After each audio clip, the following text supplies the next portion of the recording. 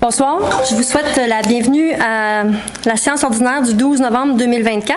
Donc, avant de débuter, je vais vous demander de vous lever pour un court moment de réflexion.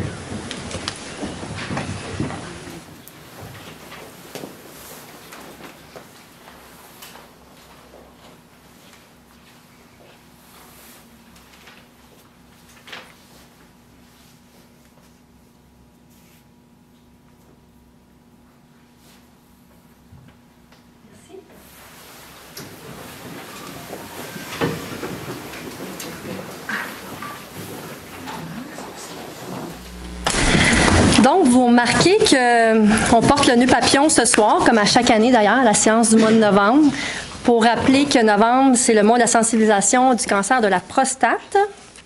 Alors, on est solidaires à cette cause et à la campagne qui est en cours, qui permet de ramasser des fonds pour la recherche et pour financer des services de soutien pour les hommes affectés et les familles également. Alors, vous avez fière allure, chers membres du Conseil, ce soir. Je vous remercie pour votre soutien. Maintenant, je peux vous dire qu'on connaît un automne fort occupé avec la multiplication des activités sur le terrain et que nos rencontres avec les citoyennes et les citoyens sont tout aussi stimulantes qu'enrichissantes. En commençant par la grande marche du défi Pierre Lavoie qui a eu lieu le 20 octobre dernier. Je vois des gens dans la salle qui étaient présents à cette marche-là.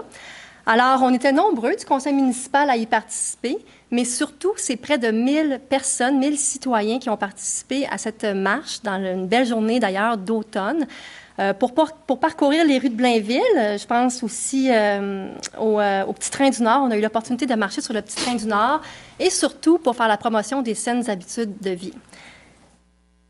Alors aussi, au mois d'octobre, je ne peux pas passer sous silence toutes les activités qui ont eu lieu pour l'Halloween, qui ont été organisées par les comités des parcs Fontainebleau, des Hirondelles et Marc-Aurèle-Fortin, des parcours animés, de la musique, des mascottes, des remises de bonbons, de chocolat chaud et j'en passe.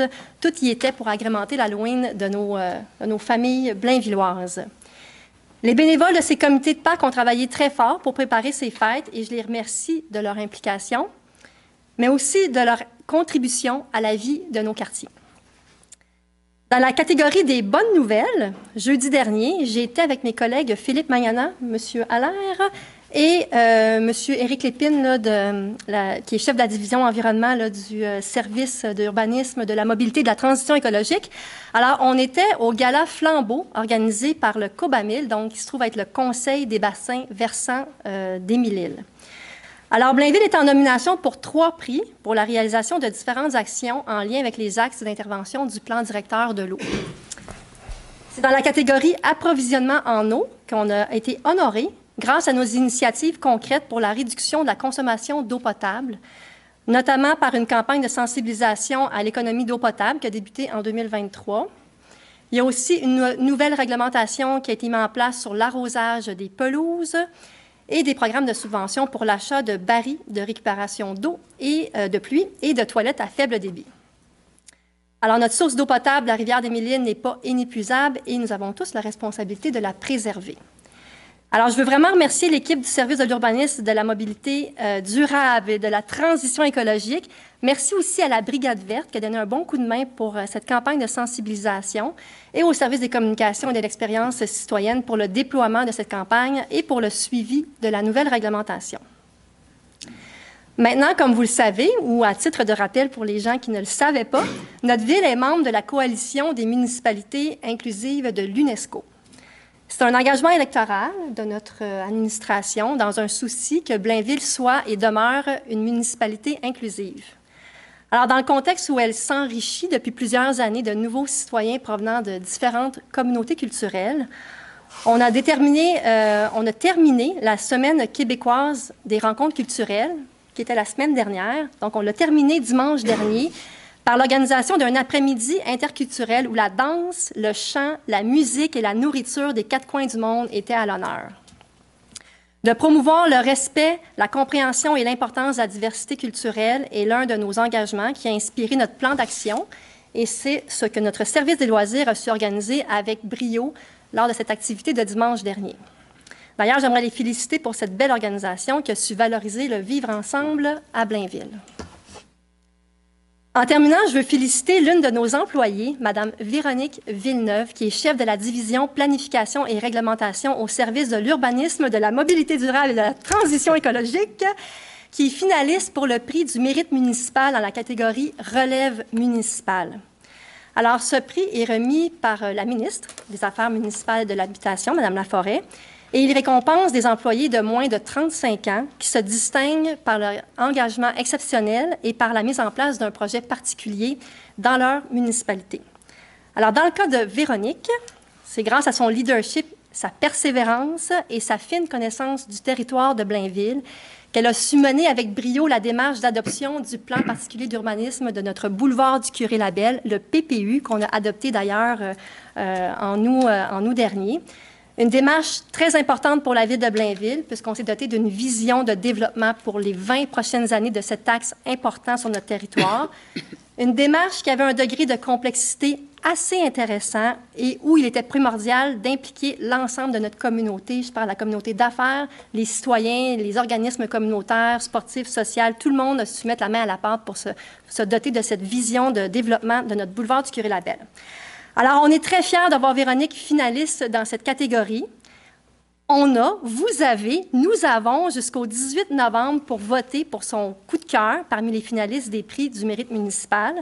On a publié la nouvelle ce matin sur le site Web et il suffit de cliquer sur le lien qui va vous mener à la page du ministère pour voter pour Véronique Villeneuve. Alors, les lauréates et les lauréats seront connus lors de la cérémonie qui va se dérouler le 21 novembre prochain. Alors, je vous remercie à l'avance de votre participation. Alors, sur ces mots, je vous souhaite une bonne séance.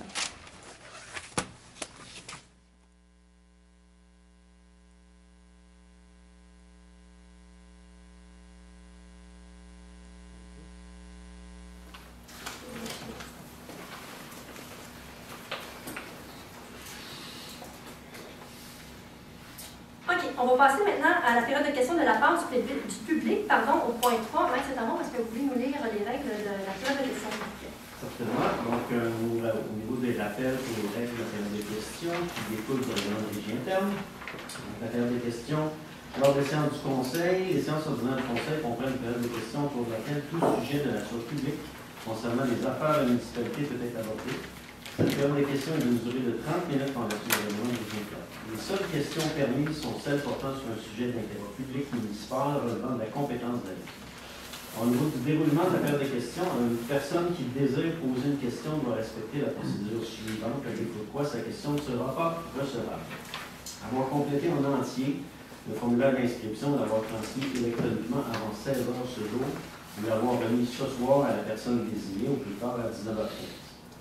À moins que la mairesse ne l'autorise, une personne ne peut poser plus de 2 questions lors d'une même période de questions.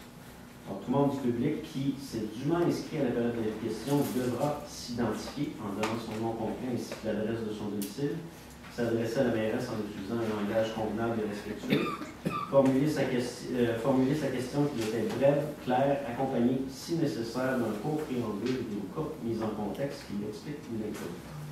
Chaque intervenant bénéficie d'une période maximale de 3 minutes pour poser une question, après quoi la mairesse peut mettre fin à l'intervention.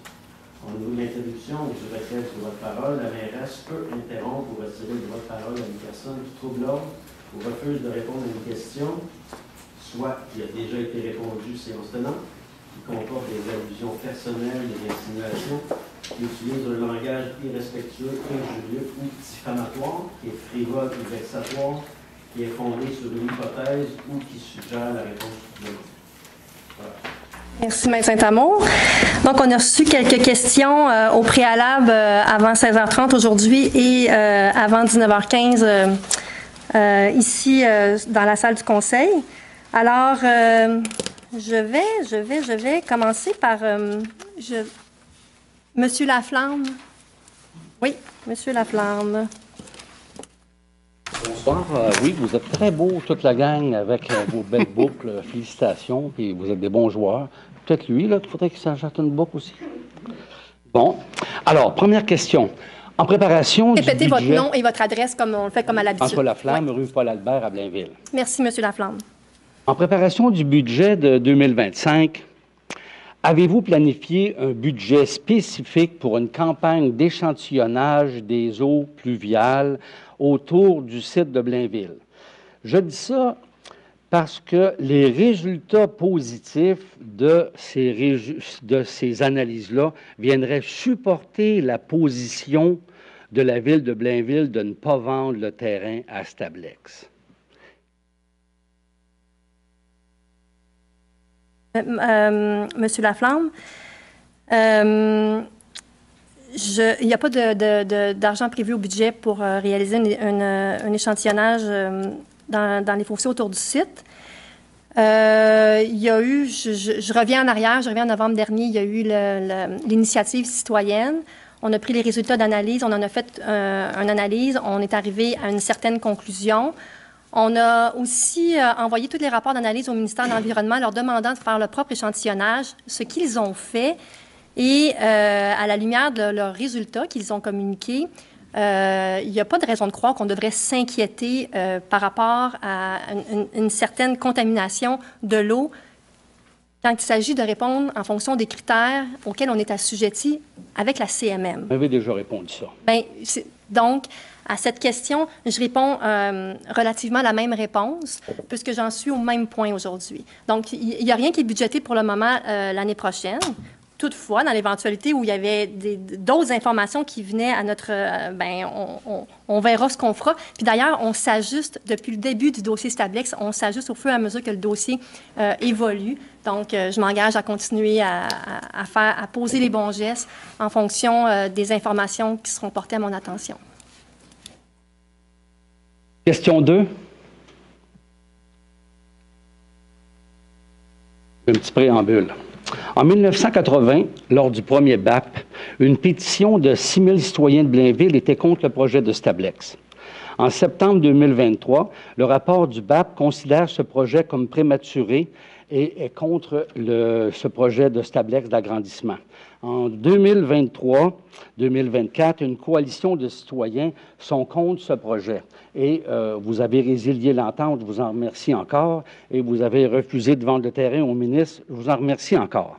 En préparation du budget de 2025, je vous demande au Conseil de ville de Blainville de prévoir un budget pour faire un référendum dans toute la ville de Blainville pour mettre au courant tous les citoyens du dossier de Stablex et que ça se fasse tôt en 2025. On a de l'argent dans la ville, il y a eu beaucoup de nouvelles constructions, il y a beaucoup de nouveaux citoyens, il y a plusieurs maisons, il y a une taxe de bienvenue que vous collectez. Dans les 2 dernières années, il y a de l'argent dans les goussets. Faites une demande à Élections Québec pour faire un référendum sur cette question-là. Ça va vous appuyer. Nous allons continuer de travailler ensemble sur ce dossier-là. Hey, je comprends très bien ce que vous dites, là, puis j'apprécie la créativité que vous avez, puis cette initiative de me proposer des actions. Ce que j'ai envie de vous répondre, c'est que, tu sais, vous l'avez vu, là, j'ai juste décliné à peu près le 10e des activités qu'on a faites en octobre sur le terrain, là. On est régulièrement sur le terrain, autant moi que les membres du conseil municipal. Puis on est en étroite communication constante avec les citoyens. Je reçois du feedback, c'est ce que je veux dire. Je reçois du feedback par rapport à ce dossier-là et j'en donne également, et les membres de mon conseil aussi.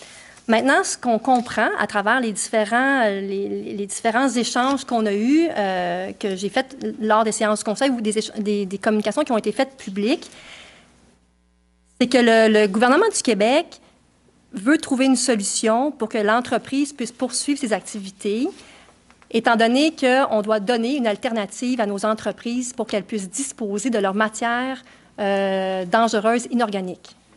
C'est la responsabilité du gouvernement et on comprend très bien que pour eux, c'est une préoccupation. Maintenant, on se rappelle qu'on a reçu différentes communications qui mentionnaient le fait que le gouvernement du Québec avait tous les pouvoirs pour pouvoir répondre à cette préoccupation-là, dont l'expropriation, dont la possibilité aussi d'évoquer une loi spéciale. On se rappelle qu'on a fait un avis juridique qui dit que la ville de Blainville, cette créature du gouvernement du Québec n'a aucun pouvoir face aux orientations ou à ces différents moyens que le gouvernement du Québec pourrait mettre à sa disposition pour arriver à ses fins. J'ai, à multiples reprises, nommé qu'on ne souhaitait pas ou on ne comprenait pas pourquoi la poursuite du projet se ferait sur le terrain qui appartient à la ville de Blainville. Je pense que notre position est claire. Je comprends très bien celle du gouvernement aussi. Maintenant, si je mets au budget un référendum, je n'ai aucune idée de ce que ça peut représenter en termes de montant. Peu importe la finalité, le gouvernement du Québec a une préoccupation qui est louable, qui est d'offrir une alternative aux entreprises pour qu'elles puissent disposer des matières inorganiques, puisque si elles n'avaient pas cette alternative-là, les dommages environnementaux seraient majeurs. Ça, on peut le comprendre. Fait que, ceci étant dit, je continue à confirmer la position de la Ville. Je continue, par les moyens que j'ai, de leur rappeler. Maintenant, est-ce que le référendum est la solution? C'est une solution que je perçois qui pourrait être dispendieuse pour les citoyens et qui, au final, arriverait à la même finalité. Si le gouvernement du Québec décide de. Voilà.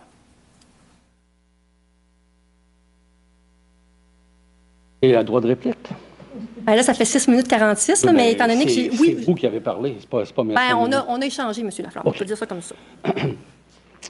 Sachez d'abord que les gens du ministère ont établi des normes sur lesquelles ils enseignent aujourd'hui.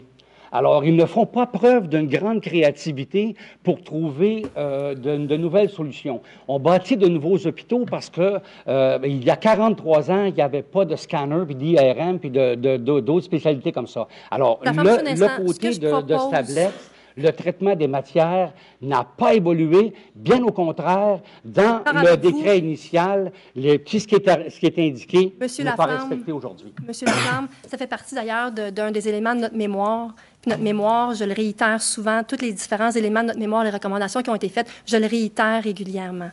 Maintenant, si vous souhaitez qu'on continue d'en discuter ensemble, ça me fera plaisir de le faire, mais je ne pense pas que le forum ici... Oui, ça me parce fait que là, vous avez plaisir. posé les deux questions, mais le forum actuel qu'on utilise, qui est la séance du conseil municipal... D'accord. OK? Je peux vous rencontrer. Absolument. Merci beaucoup. Merci à vous.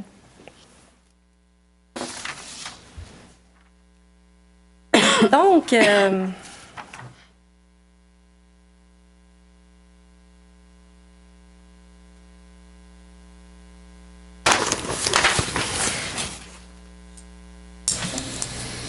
Monsieur Jade Malouf.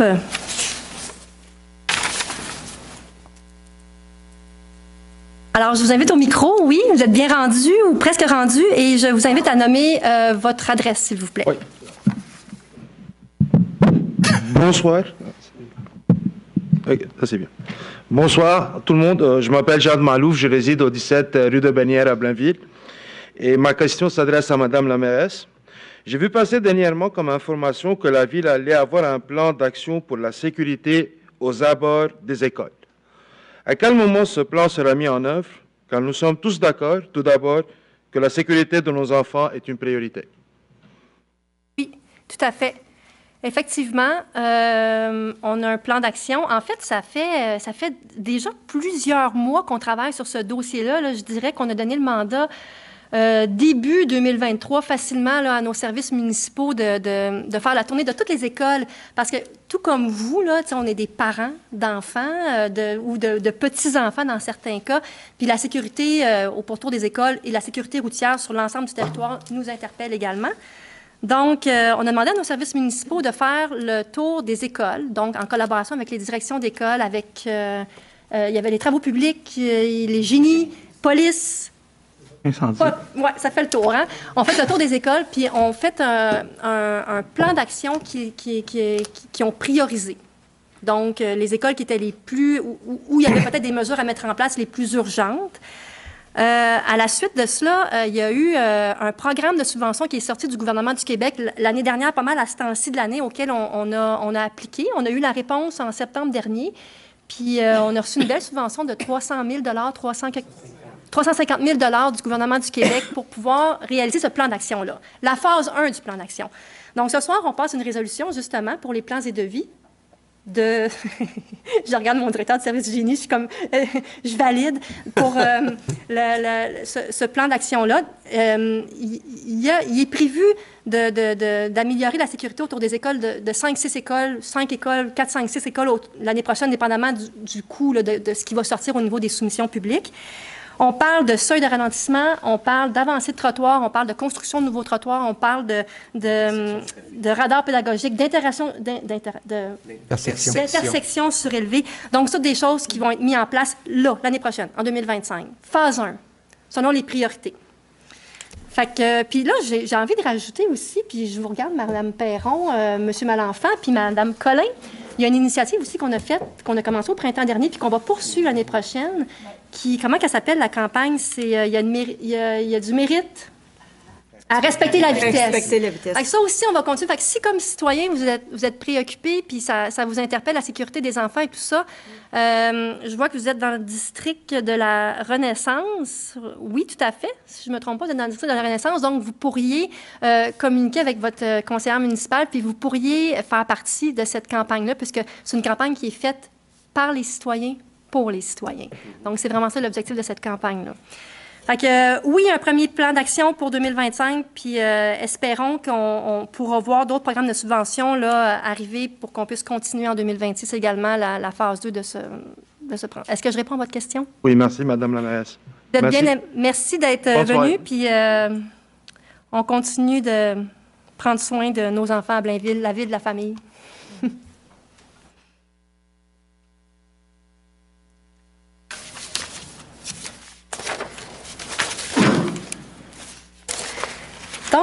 Donc,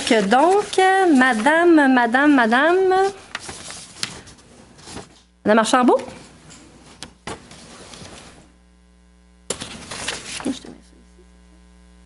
Je vais le baisser.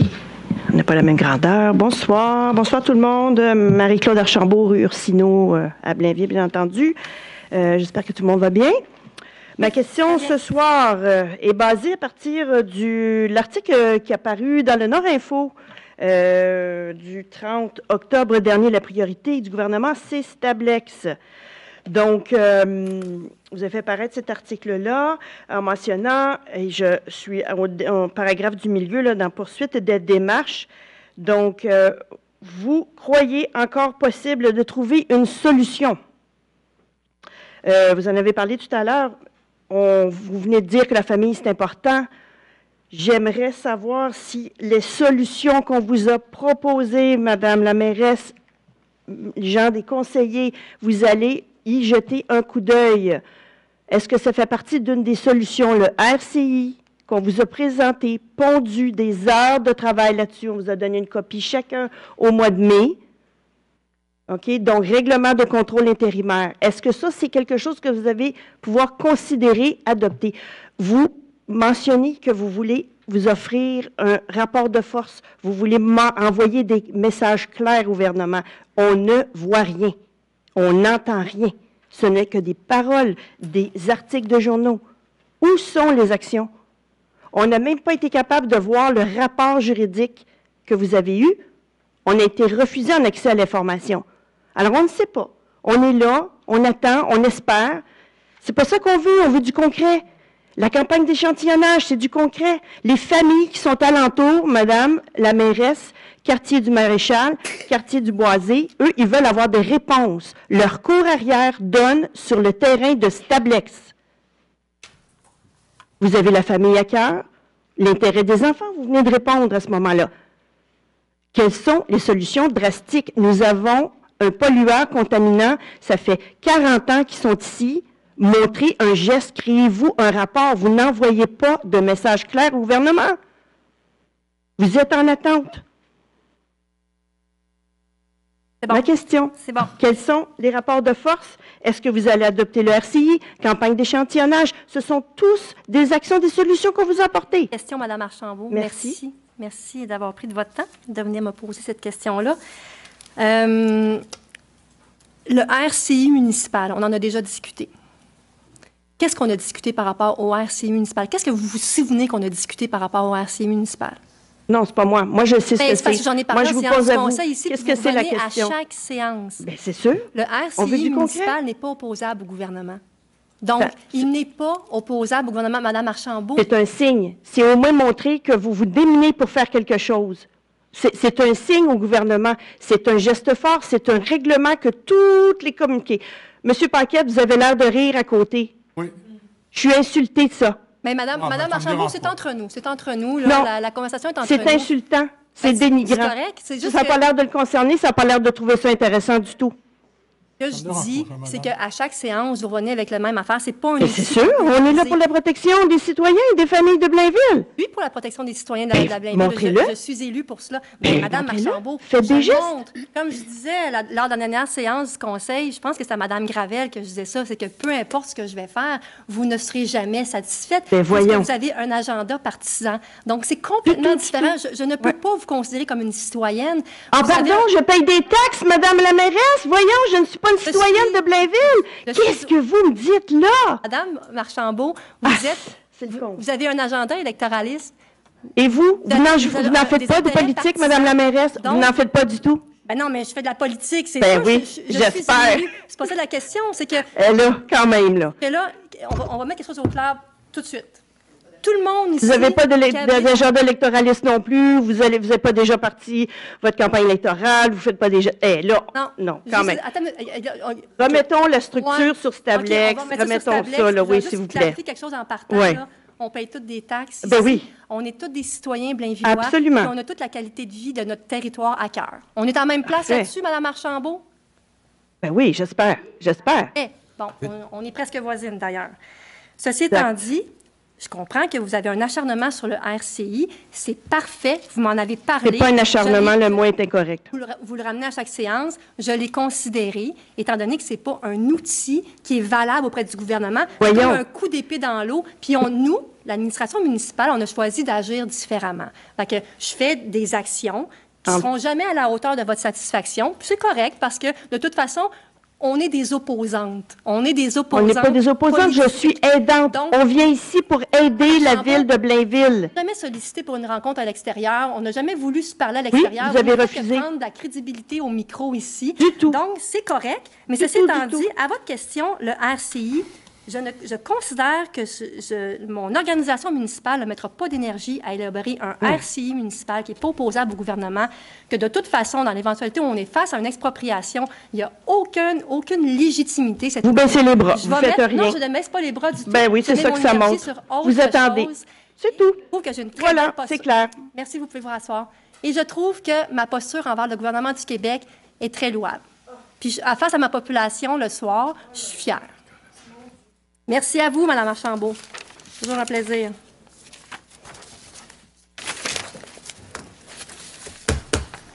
Donc, on va continuer avec...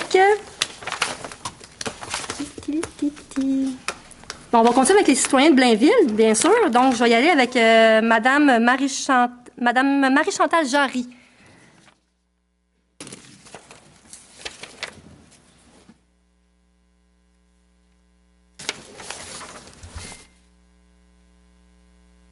Bonsoir. Mère Chantal Jarry, 35 des Deniers, à Blainville. Alors, moi, j'ai une préoccupation environnementale au niveau de l'eau potable. On entend beaucoup, c'est une préoccupation, on entend ça beaucoup dans les nouvelles et tout ça.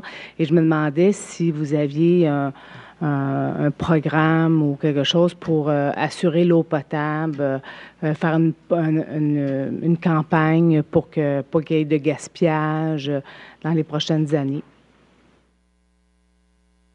En fait, c'est une bonne question, effectivement, parce qu'effectivement, on est plusieurs municipalités. Je ne sais pas combien de municipalités qui s'abreuvent dans la rivière des Mille-Îles. Beaucoup, mais c'est près de 500 000 personnes. 500 000 personnes qui s'abreuvent dans la même rivière des Mille-Îles, puis on sait que c'est une source qui est pas inépuisable, là. Donc, il faut sensibiliser effectivement notre population par rapport à ça, d'autant plus qu'on a eu l'information que c'est 20 de la consommation d'eau annuelle à Blainville qui est utilisée l'été pour arroser notre pelouse. C'est pour ça que, tu sais, je parlais au début, au mot de la mairesse, là, je parlais du prix qu'on a gagné la semaine dernière là, au gala Flambeau du Cobamil. Donc, c'est un petit peu dans cette optique-là de sensibiliser la population à la réduction de la consommation de l'eau potable. Donc, il y a différentes actions qui ont été faites en premier lieu au niveau législatif. Donc, on a réduit la période d'utilisation de l'arrosage des pelouses durant l'année. On a aussi, on n'émet plus de permis pour les nouvelles pelouses en juillet et août parce que c'est une période où l'eau est très utilisée, donc on veut faire attention à cela. Puis à partir de 2025, tu sais, à Blainville, il y a beaucoup de secteurs, des résidences cossues, on peut dire ça comme ça. Donc, il y a beaucoup de systèmes d'arrosage automatique. C'est un peu indécent de savoir que ça arrose la nuit alors qu'il pleut. Donc, le dispositif là, qui va détecter le taux d'humidité, qui va faire en sorte qui va arrêter le système d'arrosage automatique la nuit, va être obligatoire à partir de 2025. Donc, je nomme quelques gestes comme ça qui sont assez importants pour nous, là, pour réduire la consommation d'eau potable, pour justement préserver là, notre rivière des Mille-Îles, qui est notre seule et unique source d'approvisionnement pour ce qui est essentiel là, pour boire. Donc, puis je me rappelle, c'est quoi dans notre slogan qu'on a mis? Le gazon jaune, le nouveau jaune, le gazon jaune. Le gazon jaune, c'est pas la fin du monde. Voilà. Le gazon jaune, c'est pas la fin du monde. C'est notre campagne de sensibilisation qu'on a utilisée cette année. Ça l'a fait fureur quand même. On veut juste comme que les gens changent leur référence. Tu sais, la référence du passé du gazon vert, là, il faut juste changer nos références puis se rendre compte qu'un gazon jaune, finalement, au final, c'est pas si pire. Puis on est en 2024, puis il faut préserver notre rivière, qui est la rivière des Mille-Îles. Fait qu'on veut continuer l'année prochaine, puis c'est dans notre plan de transition écologique aussi. Merci beaucoup. Merci à vous, Madame Jarry. Merci d'être venue.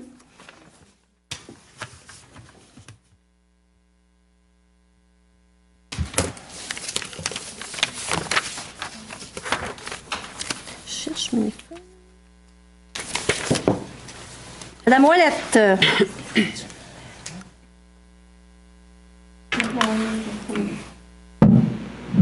Donc, bonsoir. Ça fait plaisir de venir vous rencontrer aujourd'hui. Donc, juste vous dire que face aux menaces d'expropriation du ministre de l'Environnement de la CAQ, c'est pas vrai que vous n'avez pas de pouvoir et que vous pouvez rien faire. L'avis juridique que vous nous parlez, bien, vous refusez de nous l'envoyer, mais vous avez des pouvoirs politiques très importants. Et c'est clair que la question de l'échantillonnage, on y revient souvent parce que c'est très important. Ça a été démontré par l'échantillonnage citoyen qu'il y avait de la contamination toxique. Ça a été confirmé par une experte indépendante. Vous basez votre opinion sur une contre-analyse que vous avez commandée à un ancien de Stablesse qui est clairement un conflit d'intérêts. Ça a été démontré par l'experte indépendante que cet avis-là était basé sur une mauvaise grille d'analyse. Et est-ce que vous savez que le ministère de l'Environnement qui est allé faire ses prélèvements, il a choisi des points de prélèvement en collaboration avec Stablex. Fait que c'est clair que c'est organisé avec le gars des vues.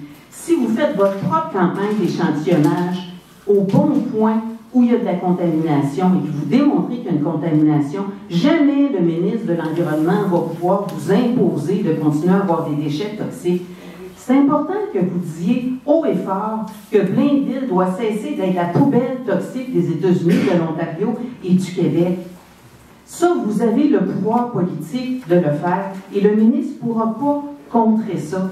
Mais si vous ne le dites pas, puis vous dites, écoutez, on comprend le ministère, il faut qu'il se trouve une place, ça, c'est sa responsabilité. Il doit trouver effectivement un autre lieu, loin des habitations, en dehors de Blainville, pas dans une tourbière, pas proche de la nappe souterraine, diminuer la quantité de déchets, trouver un nouveau procédé. Mais ça, c'est sa responsabilité.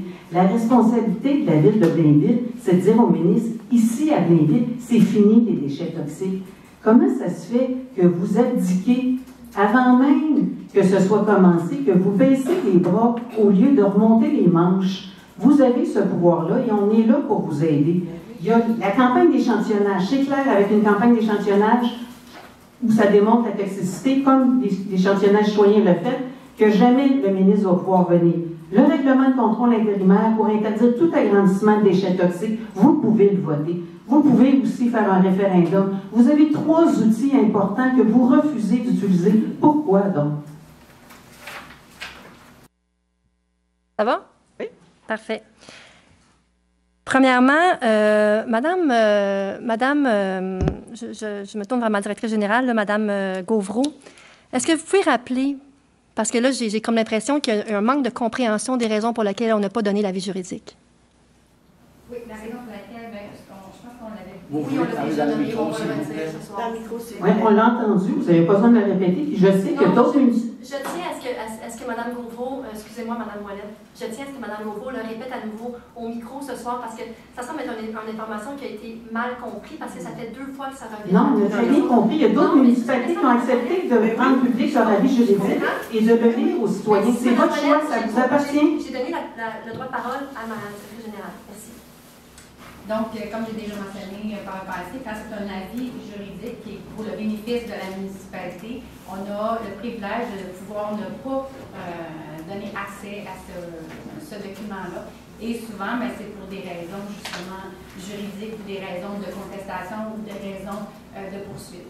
C'est donc votre choix. C'est un privilège, c'est pas une obligation. C'est votre choix, ça vous appartient, vous avez donc refusé. Maintenant, dans un deuxième lieu, j'ai déjà répondu à Mme Archambault pour l'échantillonnage. Là, je vous amener de l'information. On pourra questionner là-dessus, là, à savoir comment ils ont trouvé leurs points. Ça me fera plaisir de questionner le ministère de l'Environnement, à savoir comment ils ont déterminé les points où ils ont fait leur prise de données. Ceci étant dit, depuis les audiences du BAP qu'on réitère, et on l'a réitéré au ministre de l'Environnement, on l'a réitéré au premier ministre quand il est venu nous visiter aussi à Blainville, qu'on s'attend à ce que le ministère intensifie ces différents mécanismes de surveillance sur le site de l'entreprise. Et à la lumière de ce qu'ils ont fait, l'échantillonnage, ils ont fait un premier pas en avant. Maintenant, merci pour cette information. Je vais les questionner par rapport à cela. Puis le référendum, j'ai répondu à M. Laflamme. J'ai répondu pour le RCI. Madame Ouellette, vous connaissez très bien, là, vous êtes une ancienne ministre, là, puis vous connaissez très bien toutes les modalités de ces outils-là. Et justement. Donc, vous êtes en mesure de comprendre que les raisons pour lesquelles on ne va pas de l'avant avec le RCI. Non, je ne comprends pas. Vous êtes une chef d'un parti provincial. Je continue de dire pourquoi vous ne parlez pas à vos collègues. Ce sont tous vos collègues. En principe, vous êtes au même palier de gouvernement, puis vous travaillez pour les mêmes intérêts nationaux. Donc, je vous invite à continuer à poursuivre et à aller faire vos représentations au niveau de l'Assemblée nationale. Je l'ai fait. De continuer de... Et avec le gouvernement de la CAQ, qui est anti-environnementaliste, on l'a vu aller dans Norval sur la Rive-Sud, c'est un désastre. Oui. C'est clair qu'on a pas mal plus d'espoir que la mairie ici va se tenir debout pour l'environnement. C'est pour ça qu'on est ici, parce qu'on pense que vous avez le pouvoir de vous tenir debout devant le ministre de l'Environnement qui est anti-environnementaliste. Donc, j'aimerais ça que vous l'utilisiez. Ce serait bon pour tous les citoyens de Blainville, mais même du Québec. Merci. Je veux juste vous dire que je me tiens debout. Vraiment debout. J'ai une posture très droite. J'ai pas de problème là-dessus, là. Mais vous avez refusé d'utiliser les 3 outils à votre disposition, malheureusement. Et donc, c'est juste que vous, dans votre tête, vous dites, si tu n'utilises pas les outils que moi, je te réfère, tu ne fais pas un bon travail. Alors, moi, je vais revenir sur ce que j'ai dit à Mme Archambault. Je trouve que nous menons ce dossier de façon professionnelle, de façon convaincante et respectueuse de ma population et de toute la sensibilité environnementale qu'on a ici à Blainville. Puis je réitère le fait que vous êtes une chef d'un parti provincial et je vous invite à poursuivre vos débats au niveau de gouvernement sur lequel vous avez choisi, vous n'avez plus le droit, vous n'avez plus accès au micro, au niveau de gouvernement que vous avez choisi de vous impliquer, Mme Ouellette. Le municipal, c'est un très beau palier de gouvernement. Si vous voulez vous impliquer, je vous invite à le faire, mais là, vous avez choisi le niveau provincial. Donc, je vous invite à rester à ce niveau-là et d'arrêter de faire un peu de transparlementarisme. Merci. On va continuer parce que là, je n'ai pas d'autres questions de la part du public, à moins que je... Oui, puis on continue. Merci pour votre patience.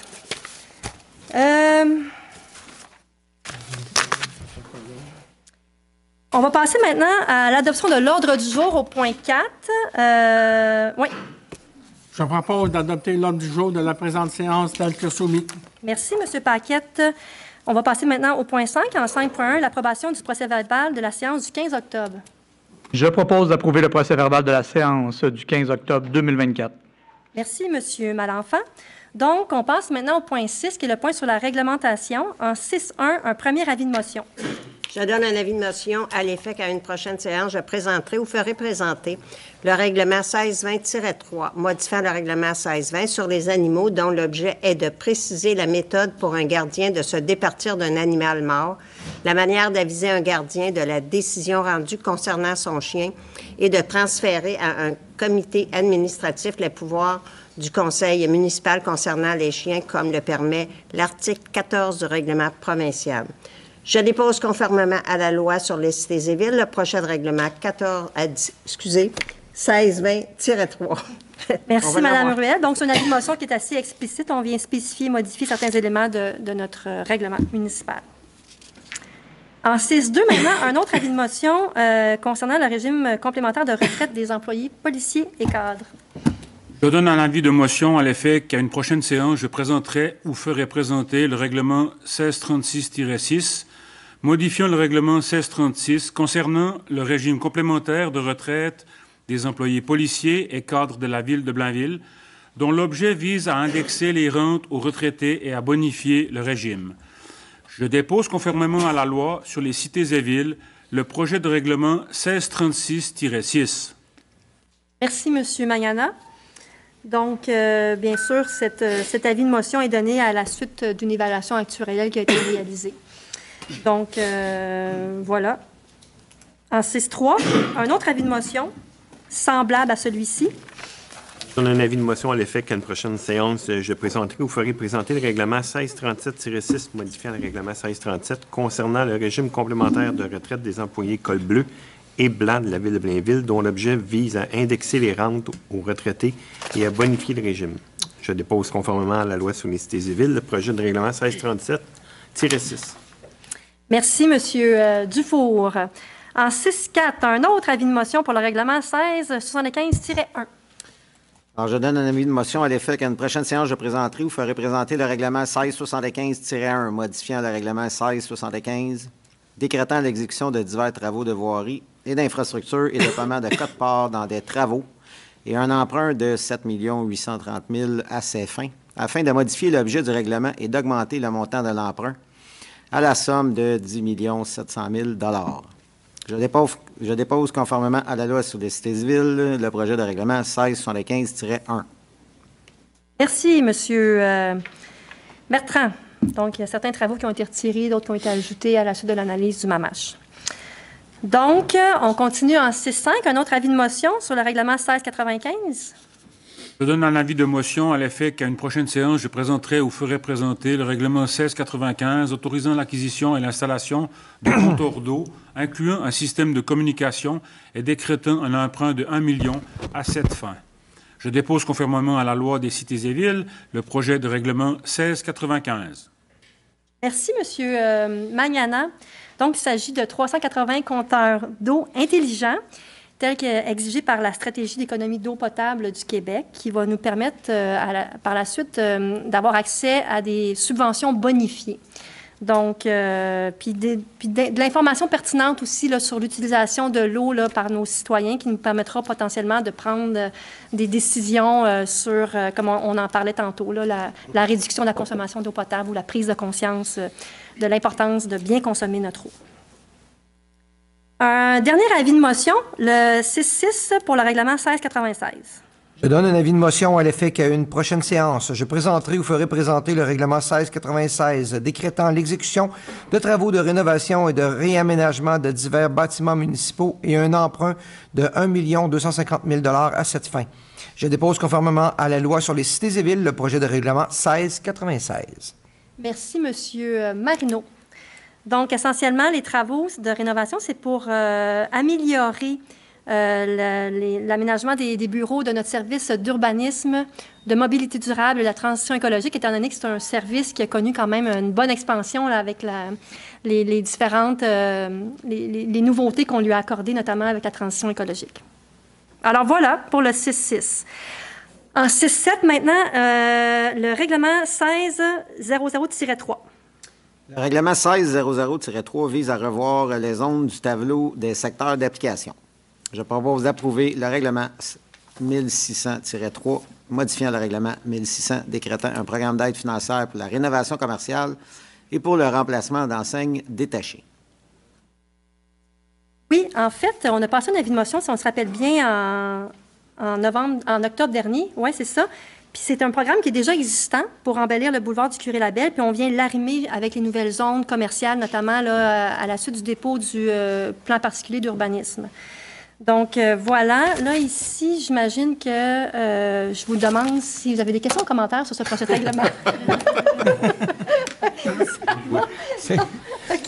Non, ça va aller. Donc, c'est adopté à l'unanimité. En 6-8, maintenant, un autre projet de règlement, le 1608-3, cette fois-ci. Le règlement 1608-3 pour objet d'inclure une disposition favorisant l'achat québécois et canadien en conformité avec le projet de loi 57, entre parenthèses LQ 2024-C24. Donc, en conséquence, je propose d'approuver le règlement 1608-3 modifiant le règlement 1608 sur la gestion contractuelle. Oui, merci, Monsieur Allaire. Donc, même chose, on a passé l'avis de motion en octobre dernier, puis ça vient introduire dans notre règlement sur la gestion contractuelle des obligations d'inclure différentes mesures qui favorisent l'achat et services de biens et services au Québec, ce qui est une bonne affaire. Donc, voilà, questions, commentaires? Ça va? C'est donc adopté à l'unanimité. En 6-9, maintenant, le règlement 1681-1. Le règlement 1681-1 a pour objet de modifier l'horaire des activités de sollicitation afin de permettre celles-ci tous les jours de la semaine. Je propose d'approuver le règlement 1681-1 modifiant le règlement 1681 concernant le colportage et la sollicitation. Merci, Mme Collin. Essentiellement, c'est pour nos organismes communautaires, là, merci, pour qu'ils puissent œuvrer 7 jours, c'est ça, pour bien répondre à leur mission. Alors, autre question, commentaire? Ça va, c'est donc adopté à l'unanimité. En 7, maintenant, urbanisme, mobilité et transition écologique. En 7.1, dépôt du procès-verbal. Donc, je propose de prendre acte des recommandations, avis et rapports contenus au procès-verbal de la réunion du 22 octobre 2024 du Comité consultatif d'urbanisme. Merci, M. Malenfant. Donc, on va passer maintenant au 7.2, puisqu'il s'agit d'un dépôt. Les plans d'implantation et d'intégration architecturale. Attendu les recommandations du 22 octobre 2024 du Comité consultatif d'urbanisme touchant les projets suivants. 275 à 285 rue Carmel-Boutin, nouvelle construction habitation multifamiliale isolée. 1289 boulevard du Curé-Labelle, nouvelle construction habitation multifamiliale isolée. 189 boulevard de Chambéry, nouvelle construction habitation multifamiliale isolée. 191 boulevard de Chambéry, nouvelle construction habitation multifamiliale isolée. 66 rue de Chantemerle, nouvelle construction habitation unifamiliale isolée. 8 rue de Montgé, nouvelle construction habitation unifamiliale isolée. 794 boulevard du Curé-Labelle, local 304 TBG Avocat, enseigne détachée. 803 boulevard du Curé-Labelle, local C Écono Lunettes, nouvelle enseigne. Non, on recommence. Enseigne murale et détachée. 31 boulevard de la Seigneurie Est, local 106 Réhab Performance, enseigne murale et détachée. 260 boulevard de la Seigneurie Ouest, local 101 Multiprêt Hypothèque, enseigne détachée. 125 à 131 rue de Bellevue, nouvelle construction, habitation multifamiliale isolée.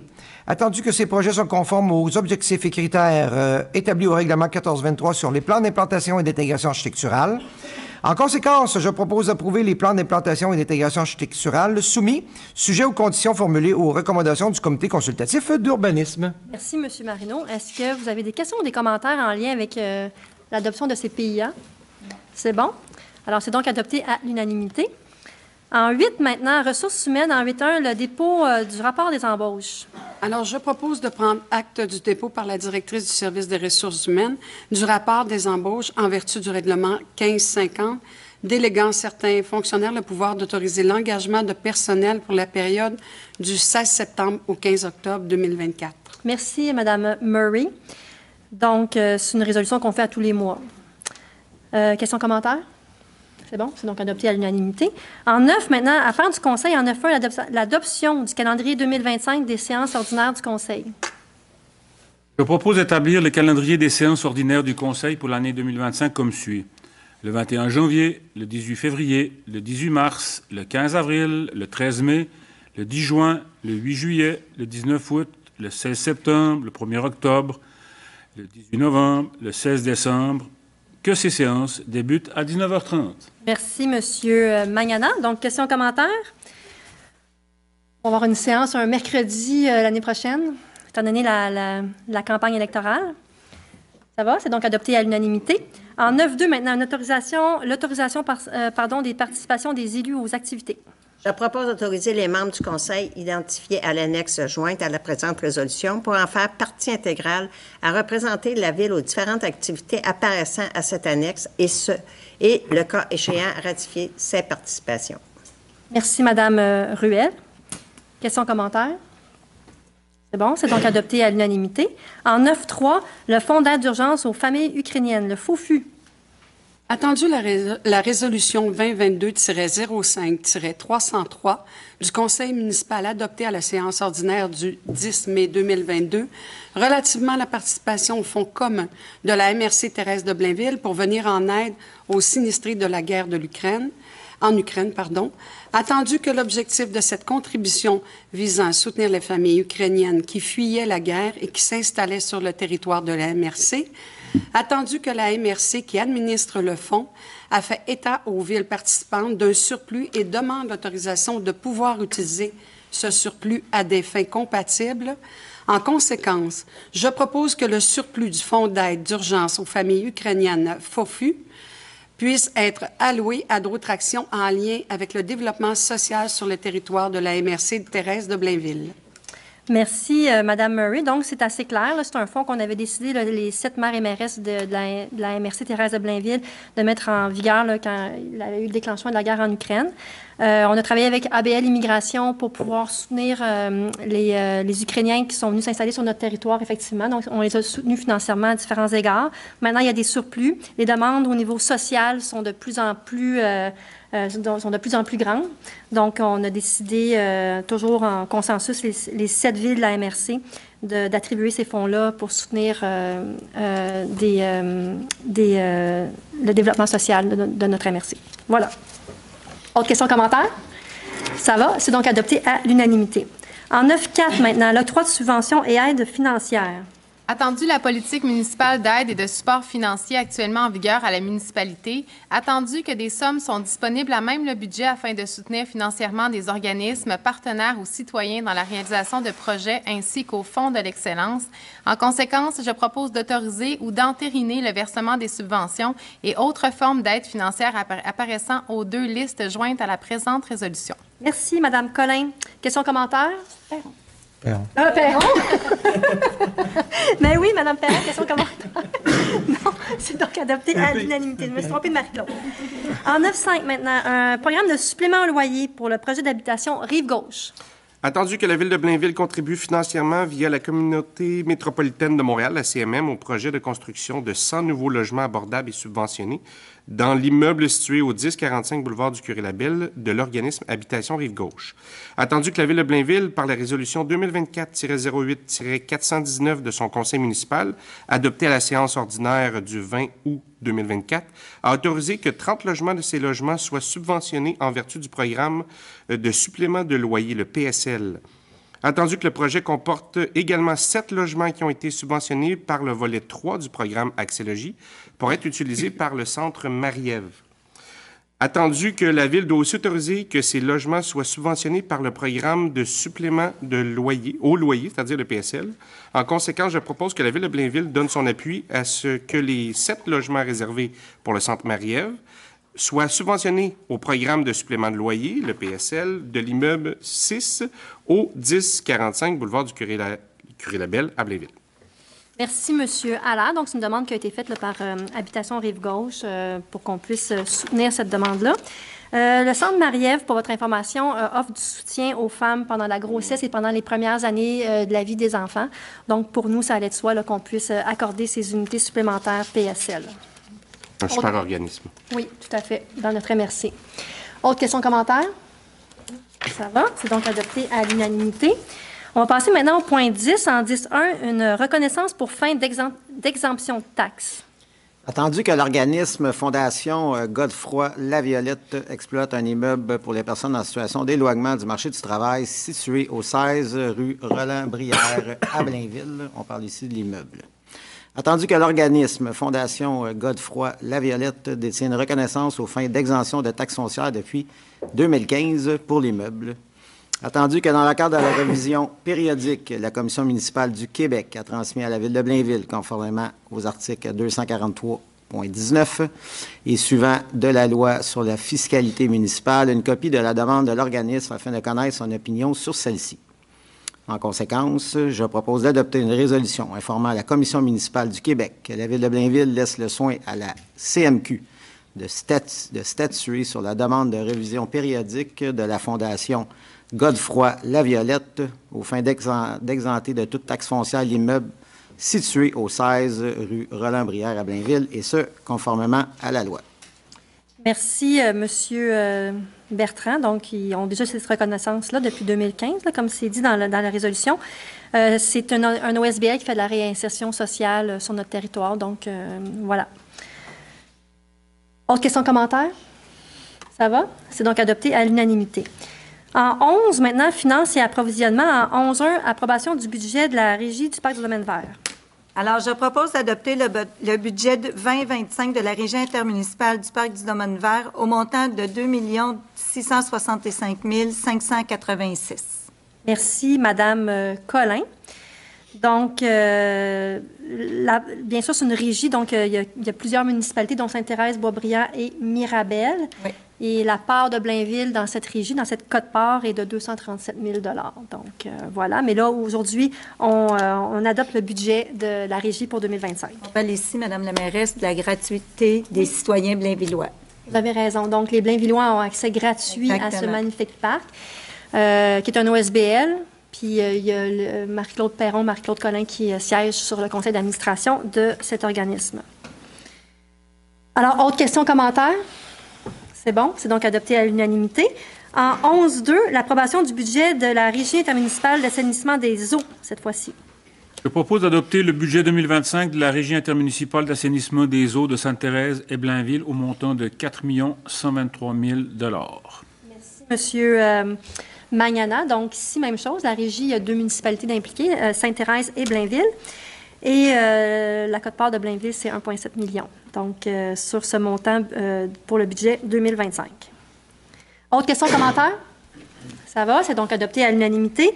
En 11.3, maintenant, le dépôt des états comparatifs au 30 septembre. Alors, je propose de prendre acte du dépôt par la directrice du service des finances et trésorières, conformément aux dispositions de l'article 105,4 de la loi sur les cités et villes, des états comparatifs suivants. Un état comparant les revenus et dépenses de l'exercice financier en cours à la date du 30 septembre 2024 avec ceux de l'exercice précédent pour la période correspondante, et un état comparant les revenus et dépenses dont la réalisation est prévue pour l'exercice financier en cours à la date du 30 septembre 2024 avec ceux prévus au budget de cet même exercice. Merci, M. Bertrand. Donc, on fait ça chaque année. C'est une disposition de la loi. Autre question, commentaire? Ça va, c'est donc adopté à l'unanimité. Maintenant, en 11.4, le dépôt du rapport des dépenses. Je propose de prendre acte du dépôt par la directrice du service des finances et trésorières de la liste des dépenses autorisées et des virements budgétaires effectués au cours du mois d'octobre 2024 en vertu de la délégation de pouvoir contenue au règlement 1378. Merci, M. Bertrand. Question, commentaire? C'est bon, comme à tous les mois. C'est donc adopté à l'unanimité. En 11.5, renouvellement de financement.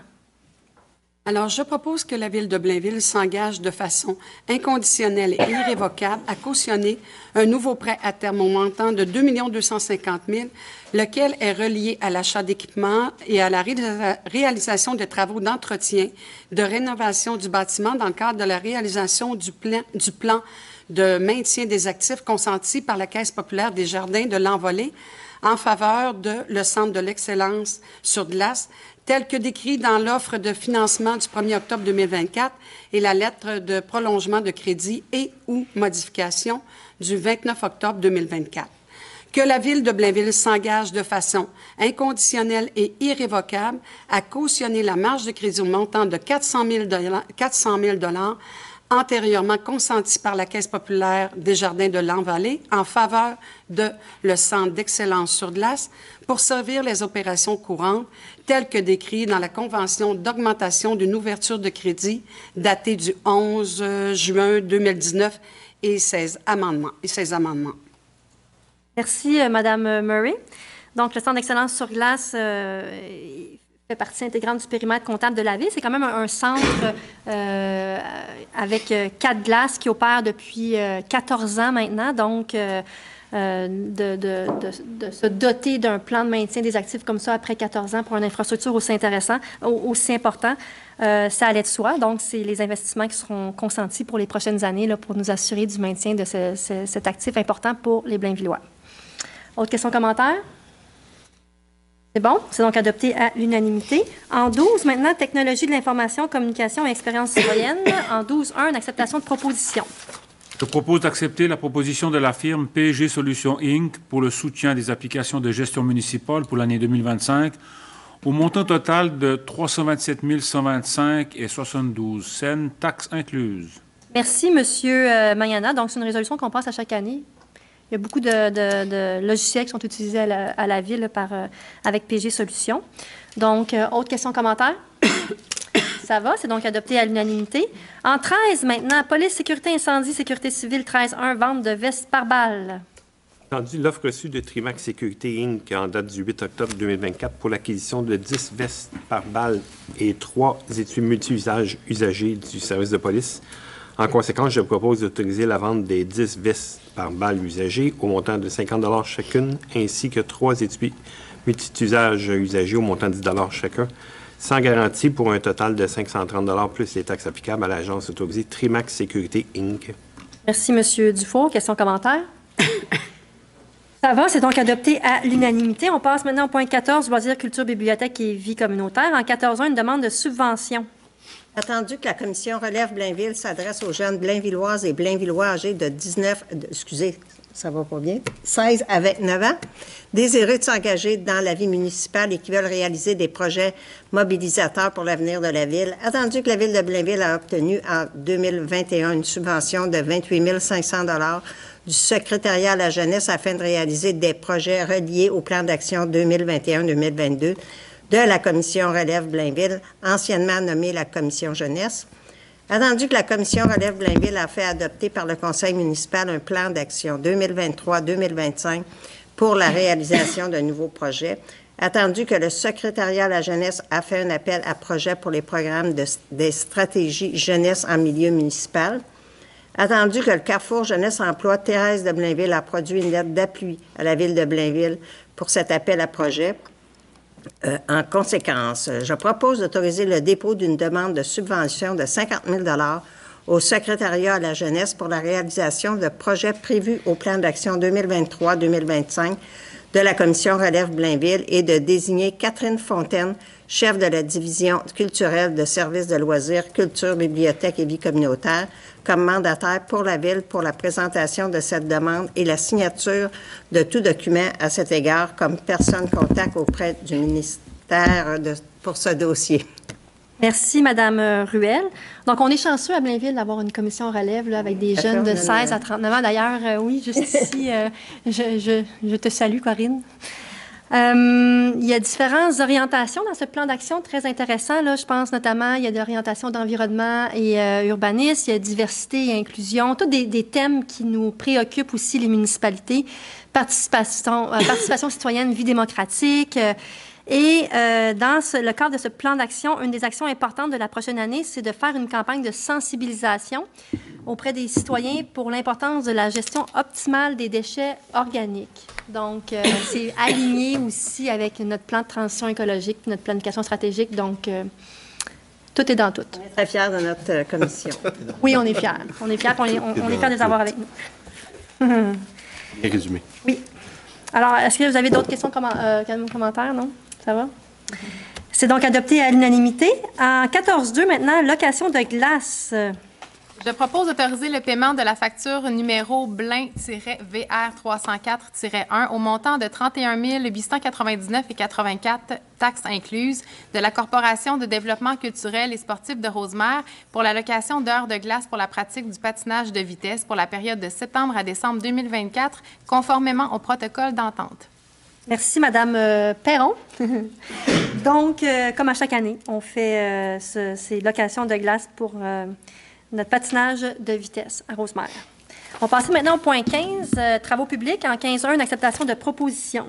Je propose d'accepter la proposition de la compagnie Solutions environnementales 360, Québec Limité, pour le nettoyage des stations de pompage et ouvrages de décantation Storm Scepter pour l'année 2025 au montant de 84 299,67 taxes incluses. Merci, M.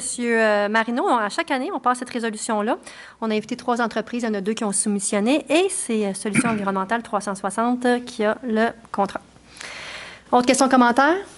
Ça va? C'est donc adopté à l'unanimité. En 16.1, maintenant, Génie, acceptation de projet. Je propose que le conseil municipal autorise que le projet de construction des infrastructures municipales du projet Bellevue, dossier 7220-2024-001, soit réalisé dans le cadre d'une entente promoteur pour la réalisation d'un projet intégré. Que le conseil municipal accepte les plans C01, C04, révision 04 et daté du 1er novembre 2024, couvrant tous les travaux à être réalisés dans le cadre de ce projet. Merci, M. Malenfant. Donc, c'est déjà, toutes ces modalités sont prévues au règlement 1462, là, portant sur les ententes avec les promoteurs. Alors, voilà. Projet intégré Bellevue. Autre question, commentaire? Ça va, c'est donc adopté à l'unanimité. En 16.2, maintenant, une demande de permission de voirie. Attendu que les travaux de réfection du pavage du boulevard de la Seigneurie Ouest toucheront la portion des voies situées entre les bretelles de l'autoroute 15 et le boulevard Michel-Boeck, ce qui nécessitera la fermeture temporaire des accès de l'autoroute et qu'il y aura également des entraves au boulevard du Curé-Labelle. En conséquence, je propose d'autoriser la firme FNX Innov Inc. à présenter au nom de la Ville de Blainville toute demande de permission de voirie requise auprès du ministère des Transports et de la Mobilité durable, le MTMD, en raison des entraves au boulevard du Curé-Labelle et de la fermeture des bretelles de la sortie 25 de l'autoroute 15 dans le cadre des travaux de réfection du pavage sur le boulevard de la Seigneurie Ouest. Merci, M. Allaire. Donc, travaux qui sont prévus pour 2025. Autre question, commentaire? C'est bon? C'est donc adopté à l'unanimité. En 17, maintenant, acceptation de soumission. En 17.1, une soumission pour, justement, les plans et devis de la sécurité aux abords des écoles. Je propose d'accepter la soumission ayant obtenu le meilleur pointage final, soit celle de la firme FL Expert Conseil Inc., pour la préparation des plans et devis préliminaires et définitifs, ainsi que la surveillance des travaux dans le cadre du projet d'amélioration de la sécurité aux abords des écoles, au montant de 124 920,34 taxes incluses. Merci, M. Allaire. Donc, on en faisait référence là, à la période de questions de la part du public au début. Donc, c'est la phase 1 de notre plan d'action, parce qu'on a obtenu une subvention de 350 000 de la part du gouvernement du Québec. Autre question, commentaire? Ça va? C'est donc adopté à l'unanimité. En 17.2, maintenant, une autre acceptation de soumission pour la fourniture et installation de bennes basculantes. Je propose d'accepter la plus basse soumission conforme de la compagnie Équipement Profit Inc. pour la fourniture et l'installation de bennes basculantes et d'équipements de déneigement sur 4 châssis cabines de 10 roues, incluant l'option d'achat numéro 2 au montant total de 1 092 848,55 taxes incluses. Merci, M. Dufour. Donc, question, commentaire? C'est donc adopté à l'unanimité. Dernier point à l'ordre du jour, le 17.3, une autre acceptation de soumission pour la collecte et le transport des matières recyclables. Je propose d'accepter les plus basses soumissions conformes des compagnies suivantes pour la collecte et le transport des matières recyclables pour la période du 1er mars 2025 au 28 février 2030, avec possibilité de renouvellement de 2 ans, comme suit. Entreprise sanitaire FA Limitée Enviroconnexion pour le lot numéro 1, au montant de 886 919,80 taxes incluses pour la première année, lequel montant sera par la suite indexé annuellement suivant les dispositions des documents d'appel d'offres. 93-86-01-20 Québec Inc. E360S pour le lot 2 au montant de 88 454,87 taxes incluses pour la première année, lequel montant sera par la suite indexé annuellement suivant les dispositions des documents d'appel d'offres. 93 086-01-20 Québec Inc., donc le E360S pour le lot numéro 3, au montant de 148 510,91 taxes incluses pour la première année, lequel montant sera par la suite indexé annuellement suivant les dispositions des documents d'appel d'offres. Merci, M. Allaire. Donc, on se rappelle que c'est Éco-entreprise Québec, c'est ça, qui est l'organisme maintenant de gestion là, qui est désigné pour gérer le système de collecte des matières recyclables à partir du 1er janvier 2025. Donc, autres questions, commentaires? Ça va, c'est donc adopté à l'unanimité. Point 18, maintenant, il n'y a pas de point ajouté à l'ordre du jour, donc on va passer directement au point 19, qui est la période de questions sur les points à l'ordre du jour. Donc, si vous avez des questions relatives aux résolutions qui ont été passées ce soir, je vous invite à venir au micro, nommer votre nom, votre adresse. Jean-Pierre Genet, 36 rue de Boigne. En 6.5, l'installation des compteurs d'eau. C'est où ces compteurs d'eau-là vont être installés? Compte à déterminer. Mais c'est sûr qu'il va y avoir une répartition équitable à travers tous les secteurs de la municipalité là, pour avoir une bonne représentativité. Mais l'endroit où les compteurs d'eau seront implantés n'est pas encore déterminé. Je ne sais pas si vous avez d'autres choses à ajouter. C'est dans des résidences, c'est dans des commerces, c'est dans des... Ah, c'est pour les résidences? Oui. OK. C'est marqué aussi que le système de communication. Ça veut-tu dire que vous allez faire le relevé de ces compteurs-là? En fait, ça va être des compteurs d'eau intelligents. Ouais. Un réseau d'antennes qui va aller capter tous les compteurs partout dans les maisons. Déployés à travers la municipalité. Et la facturation va être en conséquence ou ça va être... Non. La facturation ne changera pas. C'est pour aller chercher de l'information seulement sur la consommation d'eau. Mais pourquoi qu'on ne commence pas ça? On essaye de sauver de l'eau. À mon avis, la meilleure façon de sauver de l'eau, c'est de... Tu checkes, puis tu dis si t'en prends trop, tu payes pas. Je sais que ça fait longtemps que ça se parle, là, mais il me semble qu'on serait rendu là. Oui. C'est une première étape. Bien, on avait tous des compteurs. Il me semble quand j'ai bâti ma maison, il y avait un compteur installé, mais il a jamais été raccordé. Il n'y a peut-être pas ce qu'il faut, par exemple. Mais... Il y a des compteurs à peu près 30% des résidences actuellement, et ils datent d'à peu près 15 ans et plus jeunes. Donc, ils sont plus fiables. Si on va vers ça, il va falloir éventuellement en rajouter dans toutes les maisons. C'est pour ça que ça doit se faire graduellement, si jamais on va là-bas. Mais ça serait, il me semble, moi, là, on est rendu là. Oui, absolument. On est d'accord avec vous. C'est pour ça qu'on commence avec ça. On a beau écrire, faire des belles pancartes, dire au monde sauvez l'eau, mais quand tu sors l'argent de ta poche, c'est pas comme juste lire. Tout à fait.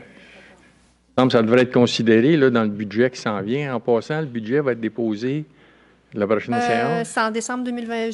C'est quoi la date exacte? Là? Le dépôt du budget, là, c'est le... Attends une minute, je vais 10 décembre. 10 décembre, 18h30. À l'Assemblée? Ben là, on dépose le budget le 10 décembre. Oui, c'est l'Assemblée du Conseil à 7 h, je crois. Ça. Okay. C'est là qu'on dépose le budget 2025. 18h30. C'est ça. 18h30? Exact. Il faut prendre ça en note parce que... Oui, il faut être là. C'est important. Tellement nombreux que... Merci à vous, M. Genet. François Laflamme, sur le point 6.4,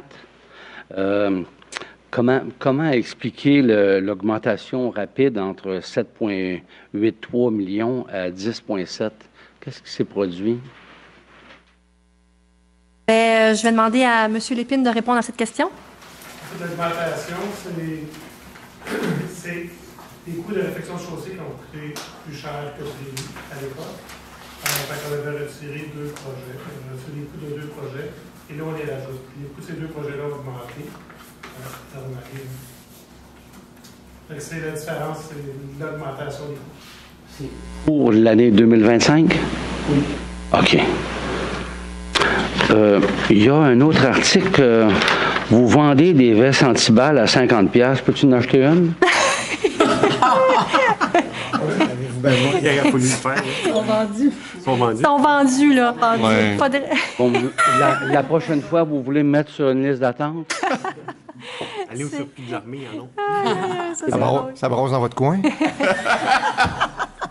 Oui, à côté du Chambéry, il y avait, dans le Fontainebleau, il y a une voiture qui a passé au feu, là, puis...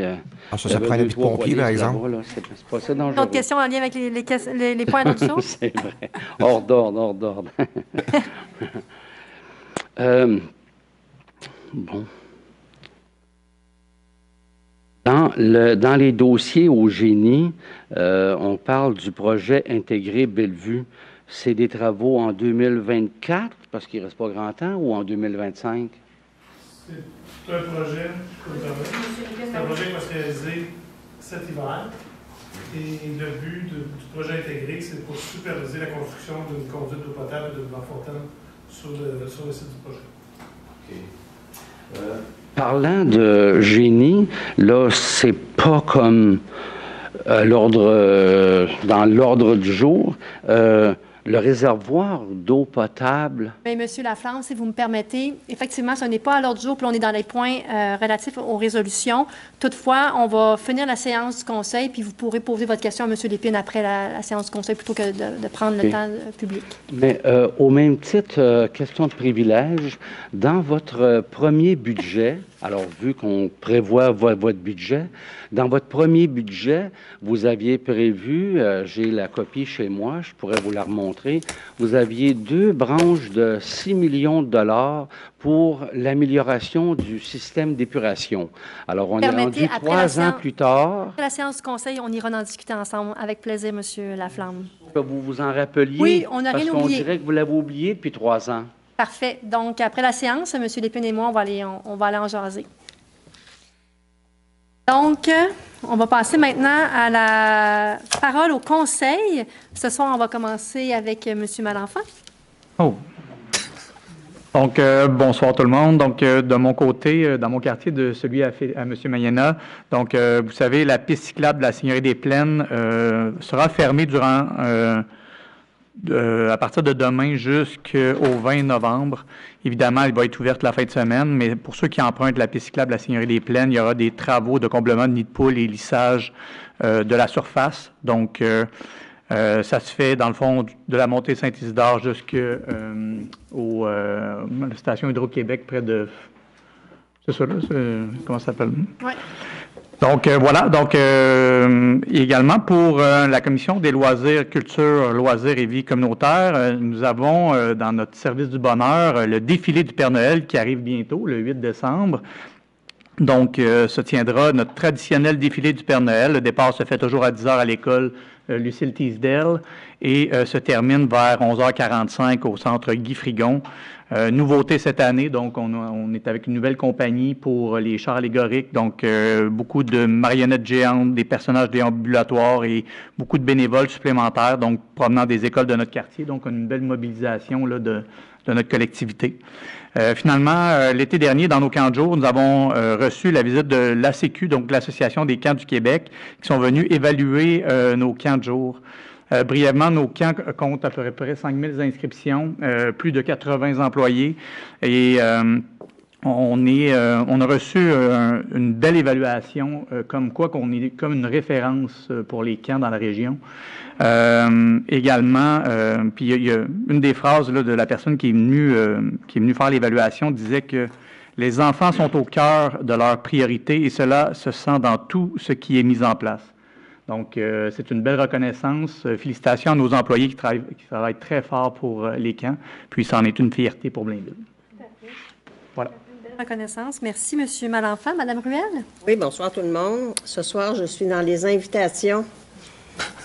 Ne pas manquer le Salon des métiers d'art les 29, 30 novembre et 1er décembre avec nos 40 exposants, qui aura lieu cette année à l'Hôtel de Ville comparativement à l'année dernière ou les autres années où c'était au Parc Équestre, là, mais vu les constructions un peu partout dans notre ville, mais là, pour cette année, ce sera à cet endroit.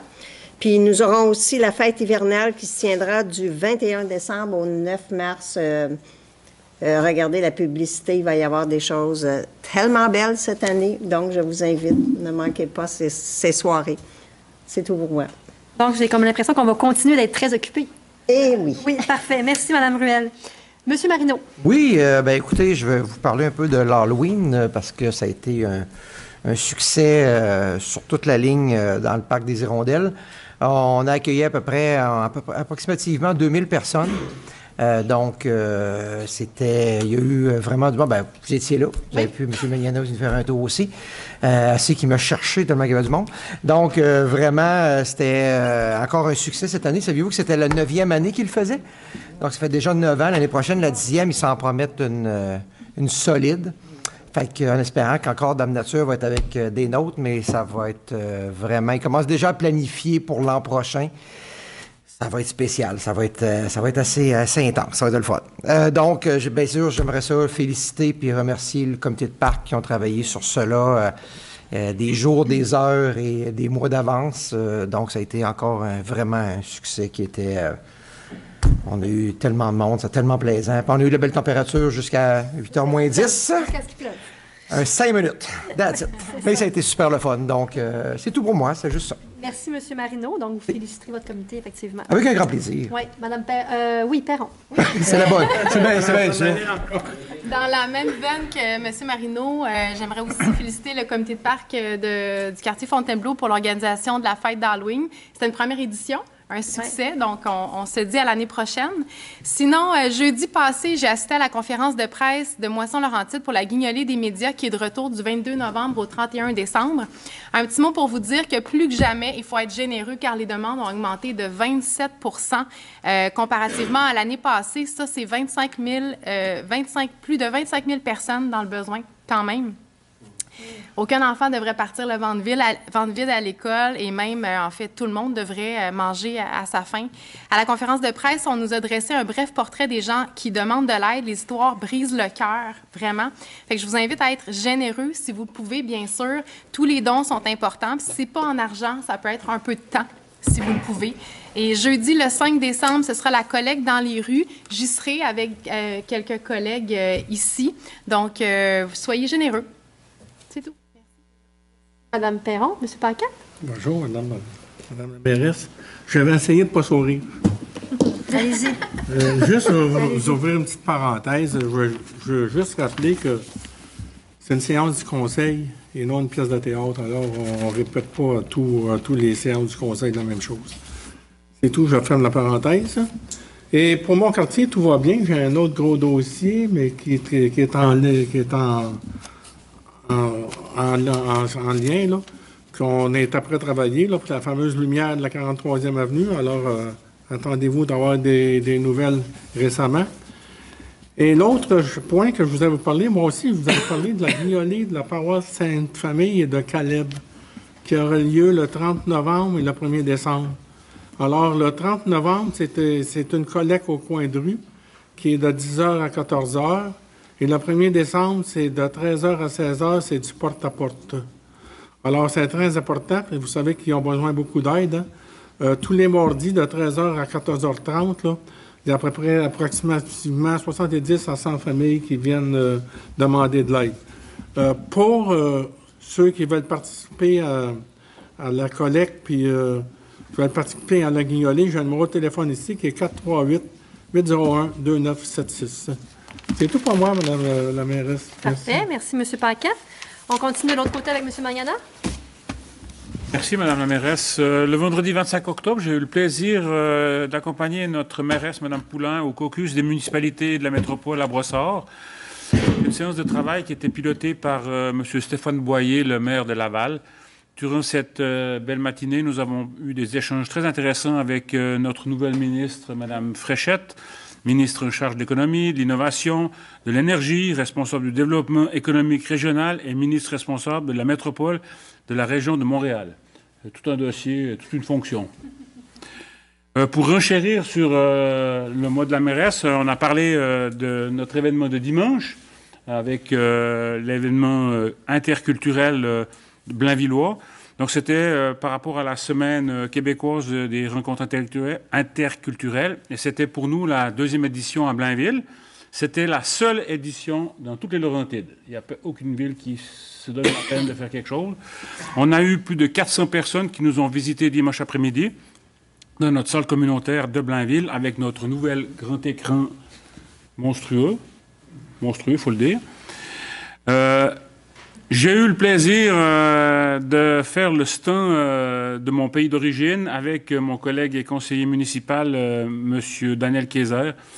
On a vraiment eu un beau fun. C'était vraiment une de belles découvertes. Notre ville de Blainville a beaucoup de diversité culturelle. C'est un rendez-vous que j'espère va perdurer dans notre ville pour les 1000 prochaines années. C'est tout. Merci, M. Manana. Madame Murray. Bonsoir tout le monde, bonsoir.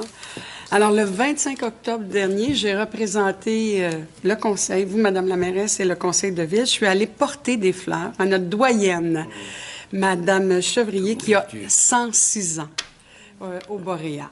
Alors, c'était vraiment, c'était un beau moment, c'était agréable de la rencontrer. Naturellement, c'est assez particulier, hein, 106 ans. C'est une femme très allumée, d'ailleurs, et elle était très heureuse parce que M. Mario Dumont lui a offert ses vœux en direct lors de son émission. Alors, bien un beau moment, puis on lui a donné aussi un certificat. Et j'invite les citoyens à rester à l'affût parce que prochainement, on va lancer aussi, on démarre le projet budget participatif. Alors, les citoyens pourront, à partir du 18 novembre prochain, déposer des projets. On le fait à tous les 2 ans maintenant. La dernière année, c'était 2023. L'enveloppe budgétaire est jusqu'à 150 000 $. Alors, restez à l'affût. Préparez vos projets. L'année 2023, on avait 57 projets qui ont été déposés. Alors, j'invite les citoyens à réfléchir et puis à préparer leurs projets pour le budget participatif. Les dates de tombée, naturellement, vont arriver. Vous allez les voir sur le site aussi. Alors, bonne fin de soirée à tous. Madame Murray. Monsieur Dufour. La tradition de notre service de police qui poursuit la tradition cette année avec l'arbre de partage. Donc, dès le 21 novembre, il va être possible de se rendre au poste de police pour prendre un nom dans l'arbre et puis faire un cadeau de 25 $ ou plus pour un enfant qui est dans le besoin,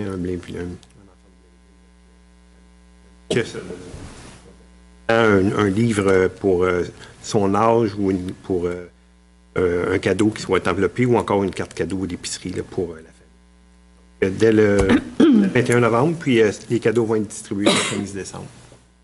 C'est tout. Participer? Oui. Ça va être à l'agenda. Madame Collin? Bien, je vais poursuivre sur mon ami. Il y a la collecte des jouets à la caserne de pompiers aussi. Donc, s'il y a des gens qui veulent se débarrasser des jouets parce que les enfants sont rendus trop grands, alors les pompiers en prennent beaucoup. Je pense que ça a été des fois un peu oublié, cette donation-là, mais mon Dieu, allez-y. Ils attendent vos jouets en grand nombre. Vous les déposez à la caserne Nord ici sur de la mairie. Fait qu'ils vous attendent, puis on va faire des heureux avec ça. Moi, je voulais revenir un peu sur l'Halloween. J'ai été agréablement surprise cette année, par la température, naturellement, mais aussi, puis je vous dirais, Madame la mairesse, ça fait 17 ans qu'on n'a pas eu cette température-là. Je me souviens, il y a 17 ans où j'étais, il faisait aussi chaud. Et je donnais des bonbons. Et ce que j'ai été agréablement surprise, c'est de revoir les enfants dans la rue, parce que moi, dans mon quartier, l'an dernier, j'en avais eu 4. Et cette année, j'ai dû en avoir au moins 100. J'étais vraiment contente dans le quartier. De 4? Pardon? De 4 à 100. Bien, j'étais prête, j'avais comme un feeling, puis je me suis rendue sur une rue dans mon quartier, chez une amie. Mais là, je les ai trouvés, mes petits minous, là, et puis je leur ai donné plein de bonbons. Et à 8 heures, les petits minous étaient rendus grands, pas mal.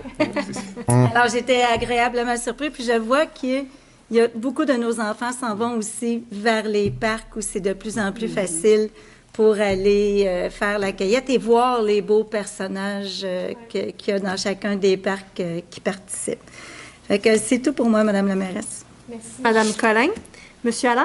Madame la mairesse, oui. Un seul point pour moi ce soir, notons-le au calendrier. Hein? Donc, le 23 octobre dernier, on a tenu une séance d'information pour des mesures d'atténuation de vitesse dans le secteur de la rue Normandie. Donc, simplement pour mentionner que demain, pour ceux qui sont à l'écoute, qui réécouteraient la séance du Conseil, demain, je tiendrai encore une fois une rencontre de district pour s'assurer que les mesures sont bien comprises, qu'on puisse recueillir les commentaires, les suggestions des citoyens. Donc, ce sera en présentiel demain, mais ceci dit, je reste disponible par courriel, numéro de téléphone, via le site web de la Ville de Blainville, pour justement recueillir ces commentaires-là. Ce qu'on veut, c'est avoir le pouls des gens qui seront concernés par ces mesures d'atténuation-là. C'est tout pour moi ce soir. Merci, M. Allaire. M. Bertrand, on finit avec vous. Oui, bonsoir, Mme la mairesse. Bonsoir, tout le monde.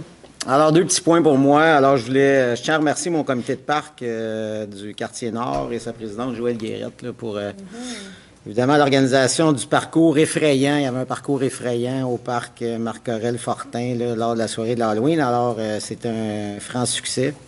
Alors, je voulais les féliciter. Comme deuxième point, Mme la mairesse, je voulais revenir sur votre préambule là, au sujet du mois de la prévention du cancer de la prostate. J'ai perdu mon père il y a 2 ans maintenant avec cette terrible maladie. Alors, j'en profite pour en parler un petit peu. Alors, c'est Procure qui est l'organisme de bienfaisance officielle qui en fait la promotion, évidemment. Elle sensibilise, soutient et informe, évidemment, les hommes concernés par cette maladie. Elle contribue au financement à la recherche, et ça au niveau mondial. Leur slogan est « Luttons avec style ». Hein? Et évidemment, on a chacun notre style. Je remercie aussi tous mes collègues de porter le nœud papillon ce soir. J'invite tous les hommes aussi à aller au moins une fois par année se faire tester. C'est très important.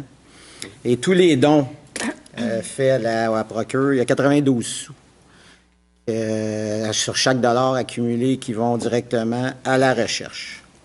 Alors, je vous invite à consulter le site de Procure pour plus de détails. Parfait. Merci, M. Bertrand. Donc, on va procéder maintenant à la clôture de la séance. Mme Perron et Mme Collin. Bonne soirée.